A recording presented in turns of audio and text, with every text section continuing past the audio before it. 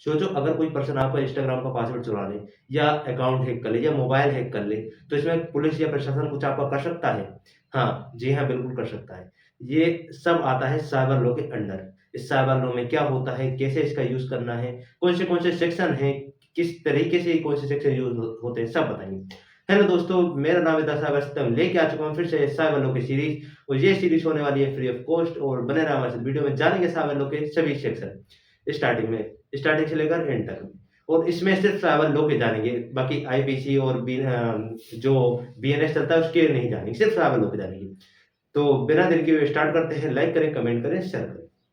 जैसे कि देखो साइबर लॉ क्या होता है? सिंपल डेफिनेशन में बोला जाए, cyber law is a law. Cyber law एक लॉ है that control crimes that using internet, computer, mobile and online system and punish criminal. Cyber law एक लॉ है जो कंट्रोल करता है क्राइम्स को। फॉर एग्जांपल जो कि मोबाइल से, कंप्यूटर से, इंटरनेट से, इन चीज़ों से होते हैं क्राइम, उन्हीं को कंट्रोल करता है और उन्हीं को साइबर क्राइम्स कहते हैं, ठीक है? और ये सब आते हैं आईटी एक्ट के अंदर, ठीक है? आईटी एक्ट 2000 यानी इंफॉर्मेशन टेक्नोलॉजी एक्ट 2000 के अंदर आते हैं। ये थी इसकी डेफिनेशन। अब देखते हैं एक रियल वर्ल्ड का एग्जांपल देखते हैं। जैसे कि मान के चलो रवि के पास एक कॉल आता है, जिसमें एक फ्रॉड कहता है, पर पता नहीं है रवि को फ्रॉड है वो। उसका फ्रॉड टेस्टर कहता है कि तुम्हारा एक गवर्नमेंट की स्कीम चली है जिसके अंडर हम घर बनाने के लिए तुम्हें 3.5 लाख रुपए देंगे, ठीक है? अब रवि सोचता है कि हाँ, वो उनके बात करने के तरीके से समझता है कि हाँ, ये होंगे। तो वो कहता है ठीक है। वो जो फ्रॉड कहता है कि इसके लिए हम आपको वेरीफ़ाई करेंगे और वेरीफ़ाई करने के बाद अगर आप वेरीफ़ाई हुए तो हम आपको 3.5 लाख रुपए देंगे। उसने कहा ठीक है, कोई दिक्कत नहीं, गवर्नमेंट की स्कीम दिन आती रहती है, तो उसने सोचा कि हाँ, होगा। तो उसने जैसे ही डाला, उसने कहा कि आप अपना आधार कार्ड नंबर या कोई यूनिक डिटेल दें, आधार कार्ड नंबर डालें। तो उसने अपना आधार कार्ड नंबर डाल दिया। उसने कहा कि हाँ, एक काम करते हैं, आपके उस पे ओटीपी आएगा, ओटीपी आप हमें बता देना, जिससे हम वेरीफ़ाई कर लेंगे। तो उसने कहा ठीक है। उसने ओटीपी डाला, डालने के बाद क्या कहता है कि आपका वेरीफ़ाई हो गया है, अब कुछ देर में आपको रुपए प्राप्त हो जाएँगे, 3.5 लाख। उसने रवि ने सोचा कि ठीक है, हाँ, ये कह रहा है तो आ ही जाएँगे। पर उसको मैसेज आता है कुछ देर बाद कि उसके अकाउंट से 50,000 रुपए चोरी हो गए। अब जैसे ही 50,000 रुपए चोरी होता है, उसने कहा, उसे पहले तो भरोसा नहीं होता। फिर उसे कुछ देर बाद यकीन आता है कि हाँ, उसके अकाउंट से ये 50,000 रुपए चोरी हुए, जो उसके अकाउंट में थे, चोरी हो गए, उसके साथ साइबर क्राइम हुआ है। अब इसके बारे में साइबर क्राइम हुआ है, ये उसकी कहानी थी। अब उसने क्या किया कि साइबर क्राइम हुआ, जैसे ही उसे पता चला, यकीन हुआ कि हाँ, साइबर क्राइम हुआ। पहले तो उसे खुद यकीन नहीं हुआ, बाद में यकीन हुआ कि हाँ, उसके साथ साइबर क्राइम हुआ है। तो उसने अपने नज़दीकी साइबर क्राइम पुलिस स्टेशन में रिपोर्ट करवाई और जिससे कि जो क्रिमिनल था वो पकड़ा गया और उसे अरेस्ट कर लिया गया, ठीक है? तो ये सब आईटी एक्ट के अंदर ही आता है, ठीक है?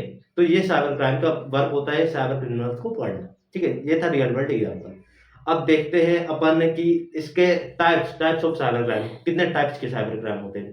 हैकिंग होता है जिसमें से ब्रेक करना पासवर्ड, फिशिंग होता है, ऑनलाइन फ्रॉड होता है, डाटा थीफ होता है, साइबर स्टॉकिंग होता है, साइबर हैरेसमेंट होता है, साइबर बुलिंग होता है। बहुत तरह के साइबर क्राइम्स होते हैं, ठीक है? जनरली ये कुछ कॉमन से हैकिंग, जैसे कि इंस्टाग्राम का पासवर्ड या डिटेल्स चोरी कर लेना, फिशिंग, एक फेक ईमेल्स या एसएमएस भेज के उसकी डाटा चोरी कर लेना या सीक्रेट इन्फॉर्मेशन चोरी कर लेना, तुम्हारे आधार कार्ड या किसी पर्सनल डिटेल्स का मिसयूज करना, फोटोज का मिसयूज करना, किसी भी चीज का मिसयूज करना, ऑनलाइन फ्रॉड, यूपीआई और ओटीपी स्कैम्स का, साइबर स्टॉकिंग, ऑनलाइन हैरेसमेंट करना, लाइक कि जबरदस्ती परेशान करना। आजकल तुमने ऑनलाइन देखा ही हो, कोई किसी को परेशान कर रहा है, कह रहा है कि बहुत तरह के होते हैं ये तो, ठीक है? डाटा थीफ, किसी कंपनी या तुम्हारा किसी पर्सनल डाटा चोरी करके किसी और को भेज देना, ये आता है डाटा थीफ के अंदर। तो ये कुछ कॉमन थे जो मैंने बता दिए साइबर क्राइम टाइप्स। अब देखते हैं कैसे साइबर क्राइम होता कैसे। जैसे रवि वाला केस बताया, उसमें क्या किया उन्होंने, तुम्हारी डिटेल्स ली, तुम्ही से तुम्हारी डिटेल ली, लेने के बाद ओटीपी डाला और पैसे चुरा लिए। अब देखते हैं आखिर काम कैसे करता है। पहले बात तो फेक मैसेज, तुम्हें ये फिशिंग्स का वो है वर्किंग। देखो फिशिंग में क्या करते हैं कि फेक मैसेज क्रिएट करेंगे जो एग्जैक्टली लगता है, जैसे बैंक का एक फेक मैसेज क्रिएट कर लिया कि तुम्हारे अकाउंट में 5 रुपए डेबिट हो गए। वो फेक मैसेज क्रिएट किया, विक्टिम सेंड किया, उसके साथ एक फेक मैसेज बनाया कि तुम्हारे अकाउंट में 5 रुपए क्रेडिट हुए, इस लिंक पे क्लिक करो और चेक करो, ठीक है? तुमने सोचा हाँ, नेचुरल है, आए दिन मैसेज आते रहते हैं बैंक के। तुमने उस लिंक पे जैसे ही क्लिक किया, क्लिक होने के बाद तुम्हारी बैंक से तुम्हारे पैसे चोरी हो गए, तुम्हारी पर्सनल डिटेल चोरी हो गई, पासवर्ड चोरी हो गए, जो चाहे वो चोरी कर सकते हैं, ठीक है? इसलिए कहते हैं कि ओटीपी और अनजान लिंक पे क्लिक ना करें, ठीक है? और फिर वो उसका मिसयूज़ करते हैं, जो फंड आई मीन तुम्हारे पैसे का, तुम्हारी डिटेल्स उसका मिसयूज़ करते हैं, ठीक है?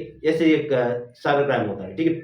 इन सभी के बारे में डिटेल जानेंगे, कौन सी क्राइम में कौन-सी सेक्शन लगती है, किस सेक्शन का मतलब सभी बारे में बात करेंगे। इस सीरीज़ का यही मोटिव है, ठीक है? और ये सीरीज़ फ्री ऑफ कॉस्ट है। साइबर लॉ के कुछ इंपॉर्टेंट सेक्शन देख लेते हैं, जैसे कि बीएनएस चलता है, भारतीय न्याय संहिता, और इंडिया में ये चलता है अपना आईटी एक्ट भी चलता है, और चलते हैं अपने तो, ठीक है? जैसे कि सेक्शन 43 कहता है अनऑथराइज्ड एक्सेस और डाटा डैमेज के लिए, ये आईटी एक्ट 2000 के अंडर आते हैं। सेक्शन 43 अनऑथराइज्ड एक्सेस का, section 65 tampering with computer source code, section 66 hacking का, सेक्शन 66 सी आइडेंटिटी थीफ का, सेक्शन 66 डी ऑनलाइन चीटिंग और फ्रॉड के लिए, सेक्शन 67 ऑफेंस कंटेंट ऑनलाइन, ठीक है? अब देखते हैं ये इंपॉर्टेंट सेक्शन जान लिए। अब जानते हैं इनके लिए पनिशमेंट कितनी मिलती है, यानी सजा।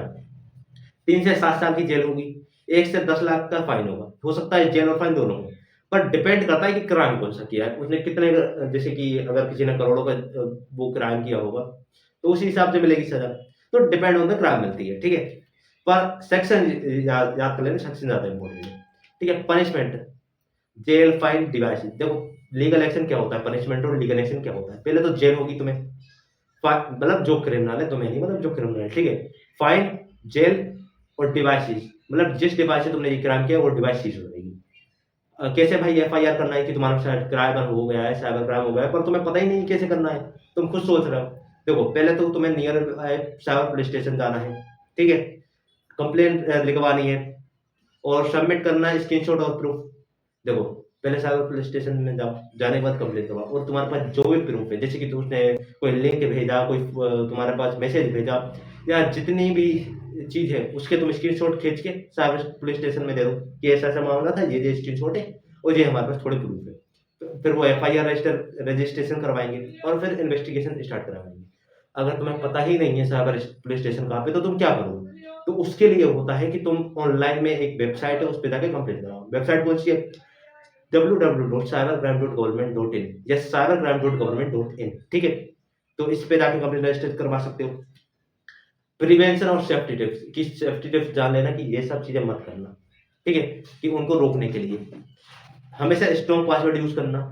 कभी ये सरल पासवर्ड यूज़ मत कर लेना। जैसे कि आए दिन लोगों को मैंने देखा है, अक्सर कॉमन पासवर्ड देखे कि नाम @123, नाम @1234, या कुछ 123 1234 बहुत लोगों के पासवर्ड रहते हैं। तो स्ट्रॉन्ग पासवर्ड यूज़ करना। कभी भी कंपनी भी हो या बैंक भी कहती है कभी नेवर शेयर ओटीपी, कभी ओटीपी बिल्कुल मत शेयर करना, ठीक है? Do not open unknown link. फिर भी उस जो रवि का केस आया था उसमें भी यही होता, उसने अननोन लिंक पर क्लिक किया था। कभी अननोन लिंक पर क्लिक मत करना। Enable two factor authentication, Gmail हमेशा देता है टू फैक्टर ऑथेंटिकेशन सर्विस, तो हमेशा टू फैक्टर ऑथेंटिकेशन देना। टू फैक्टर ऑथेंटिकेशन यानी कि मोबाइल में जैसे कि होता है कि एक पासवर्ड भी होता है, पिन भी होता है, तो हमेशा टू फैक्टर ऑथेंटिकेशन ऑन देना। Avoid public wifi, public wifi में कभी कभी कनेक्ट मत करना, जो कि फ्री होगा। देखो दुनिया में कुछ फ्री नहीं रहता, तो पब्लिक वाईफाई को कभी कनेक्ट मत करना, ठीक है? Use antivirus, antivirus software use कर लेना, ठीक है? ये थी प्रिवेंशन और सेफ्टी टिप्स जो फॉलो कर लेना, ठीक है? एडवांटेज क्या है साइबर क्राइम के? साइबर क्राइम लॉ के, सॉरी साइबर क्राइम के नहीं, साइबर क्राइम लॉ की क्या एडवांटेज है? जनरली मैं साइबर लॉ पढ़ा रहा हूँ तो एडवांटेज उसी का ही बताऊंगा। प्रोटेक्ट करना ऑनलाइन यूजर को, कंट्रोल करना ऑनलाइन फ्रॉड को। अगर देखो मान के चलो अगर ये साइबर लॉ ही नहीं होता तो क्या होगा? लोग बिंदास क्राइम करते, और भी लोग क्राइम करते, क्राइम बढ़ जाते हैं, क्योंकि डर ही नहीं रहता कि कुछ इसे रोका भी जा सकता है, ठीक है? तो एडवांटेज क्या है? प्रोटेक्ट करना ऑनलाइन यूजर को, कि डाटा को सेफ रखना, ऑनलाइन पेमेंट को सेफ बनाना, कंट्रोल करना ऑनलाइन फ्रॉड्स को। Digital evidence is illegally valid, जो डिजिटल एविडेंस रहते हैं लाइक फोटो हुआ, कुछ मैसेज हुआ, वो एविडेंस लीगली वैलिड हो जाते हैं, ठीक है? देखते हैं केस स्टडी, एक ये केस स्टडी जरूर जान लो, Indian example. Cosmos bank cyber attack Pune 2018 में हुआ था। Hacker hack the bank server and store 94 crore रुपए। देखो भाई कम ज्यादा रुपए नहीं है। देखो कॉस्मोसिस बैंक में पुणे 2018 में एक केस आया था जिसमें हैकर ने हैक कर दिया बैंक सर्वर और चुरा लिए 94 करोड़ रुपए, ठीक? पुलिस ने क्या किया? अप्लाइड किया केस आईटी एक्ट के अंदर, इन्वेस्टिगेशन करी केस की, और ट्रेंड किया इंटरनेशनल साइबर गेम गेम को, ठीक है? और ये one of the biggest cyber case है इंडिया का, ठीक है? ये ऐसे आए दिन केस आते रहते हैं, ऑनलाइन चेक करना, आए दिन ऐसे न्यूज़ में आते रहते हैं कि किसी का बैंक अकाउंट से चोरी हो गया है, फ्रॉड बहुत बढ़ रहा है साइबर क्राइम की। इसलिए मैं साइबर लॉ सीरीज़ लेके आया हूँ, ठीक है? तो देख लिया अपन ने साइबर लॉ। अब देखते हैं भाई, जो बच्चे एग्ज़ाम इसका पढ़ रहे हैं, तो एग्ज़ाम के लिए पॉइंट ऑफ व्यू से अपन देख लेते हैं थोड़ा-सा, कि देखो साइबर क्राइम पढ़ा दिया, law of control crime, main law को बता दिए, कवर कर दिया hacking, fraud, fishing, identity, important section बता दिए, पनिशमेंट या जेल बता दी, कंप्लेंट वेबसाइट बता दी, cybercrime.gov.in, ठीक है? आज की वीडियो में इतना ही। अब देखते हैं नेक्स्ट वीडियो में अपना रहेगा नीड ऑफ साइबर क्राइम, और सब्सक्राइब कर लेना साइबर लॉ सीरीज के लिए द साइबर सत्यम को। आज की वीडियो में इतना ही, मिलते हैं अगली वीडियो में। अगली वीडियो में आप देखो नीड ऑफ साइबर क्राइम, ऐसे